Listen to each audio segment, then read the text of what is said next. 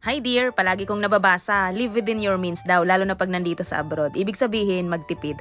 Noong nakaraang payday, may natanggap ako na bonus dito sa Asahi worth 4,200 yen. At bilang naniniwala sa kasabihang live within your means, bumili ako ng sapatos na nagkakahalaga ng 3,999 yen. Bilang trainee pa rin dito sa Japan sa loob ng 5 taon, hindi kami nakakatanggap ng mga bonuses kagaya ng mga natatanggap ng mga Specified Skilled Workers or SSW. Hindi lang ako aware kung sa lahat ba ng company dito sa Japan kapag trainee ka ay wala kang matatanggap na malaking bonus. Pero ganun pa man, kahit ganito lang yung bonus na natanggap ko from Asahi, okay lang sa akin yun, at least meron pa rin, may pambili ako ng sapatos.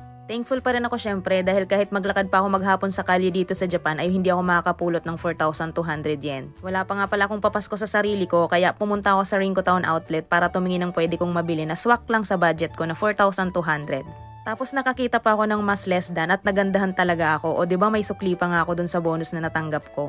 Ikaw